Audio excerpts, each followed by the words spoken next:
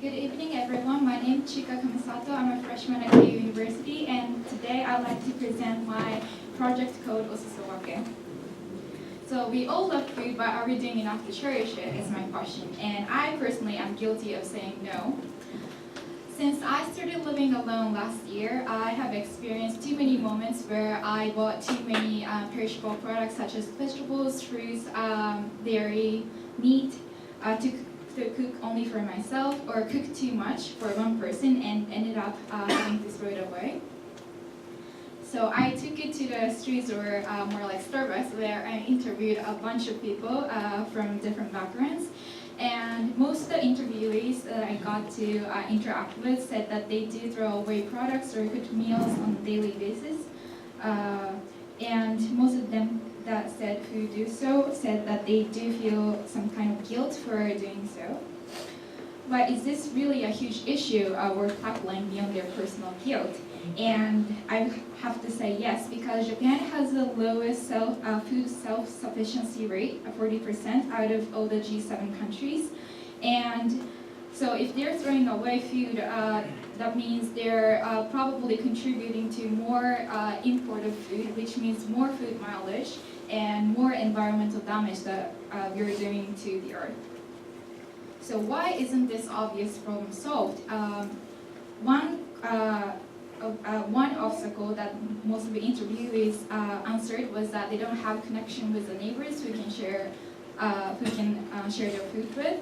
And also the other part was that they do feel bad for doing so, but they're not motivated enough to do something about it, or they don't know what to do.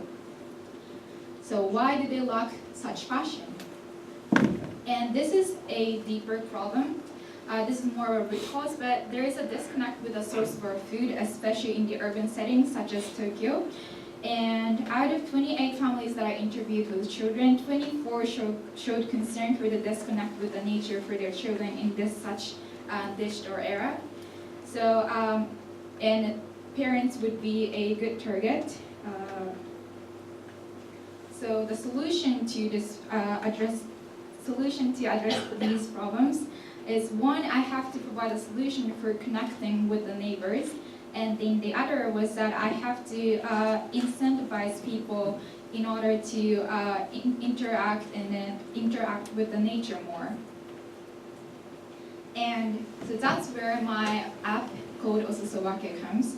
So basically this is a social app where I would connect people with an access to perishable products or foods that they like to share with someone, with the neighbors who are in one of those foods.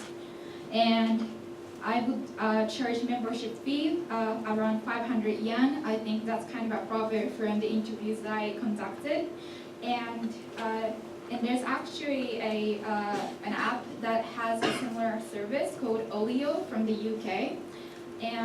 But they haven't really permeated Japanese market yet, and they are also all in English, which is going to be challenging for a lot of Japanese customers.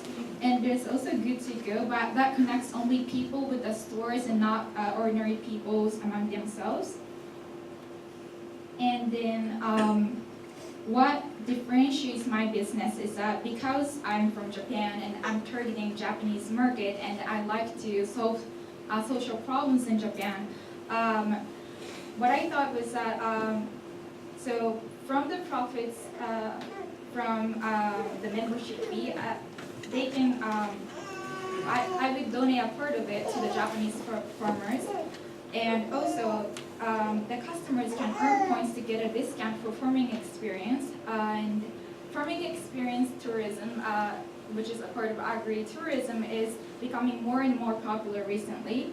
And I already talked to one of the old neighbors of mine from Mitaka City, and they already agreed that they're willing to cooperate with me if I decided to do this kind of project.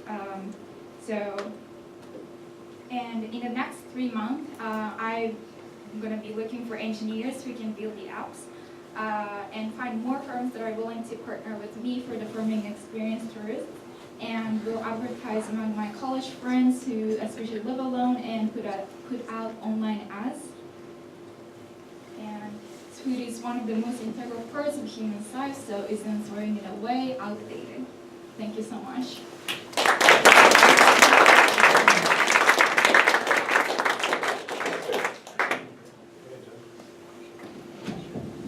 All right.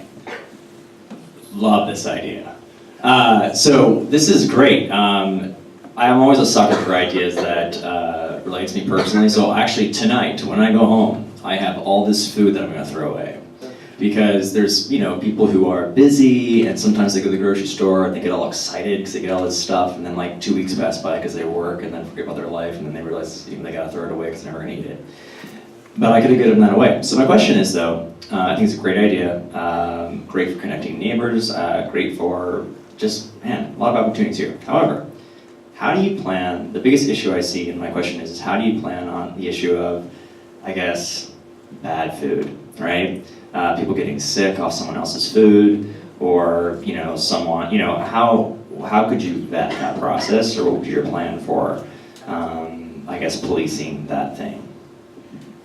So I don't think I can come up with a perfect solution. However, I thought about creating a system where people have to post the photos of what they're willing to share with the neighbors, so that they can actually see, and then there should be also kind of like a customer reviews about neighbors for sharing it, so that there would be some kind of accountability. But in terms of policing, I guess as the number of the customers grow, it's going to be more challenging. So I'm still thinking of the new ways to do so. Very interesting. Thank you. Thanks a lot. Yeah, it's a very interesting idea. I had a very similar comment regarding legal issues, because in my mind, as soon as you start talking Japan plus food, it brings a lot of different regulations and a lot of different legal threats. So that's one point to be careful with. The other comment I have is more on the business model itself and the fact of having a fee for people to use that, meaning that people have to pay to not to put stuff in the garbage, right? Mm-hmm. And that feels a bit counterintuitive for me, knowing that in that case I just put my food in the garbage and I don't pay anything. So it's more a question of concept. Either you believe in the concept or not. But business model wise, there might be something a bit different to do. I don't have the answer right now, but having to pay not to put something in the bin is a bit strange for me. Just one thing is I like the idea because of the neighbor culture in Japan is so different. I barely know any of my neighbors. I don't even know their names. We just say hi sometimes in the elevator, that's all. So if that helps to get to know more neighbors and more people in your surrounding, it's a very good step. So yeah, good luck on this. I really love the idea, as other judges, but I actually don't quite agree on the idea of the fee payment, because sometimes people get to this level, that they feel so guilty, so that they are even eager to pay to take the guiltiness away, especially in today's age of experience, when people pay for experiences. If this is a new feeling that they can experience that make them feel relieved, that actually can work. But I still also agree that you have to work a little bit more on the business model, because 500 yen is not, it's not a charity, for example. If it was just 100 or 200, it's easier for people to pay. But 500 yen is already like a subscription model. So you have to make it really clear for people what are the benefits. Even if it's an experience, like the experience of getting rid of this guiltiness, right? If you can put it in the right words, so that people see that this is okay, this is what I'm paying for. Like 1, 2, 3, like 3 or 4 points, or how many you have. But I think that it's really important for people to make the first step.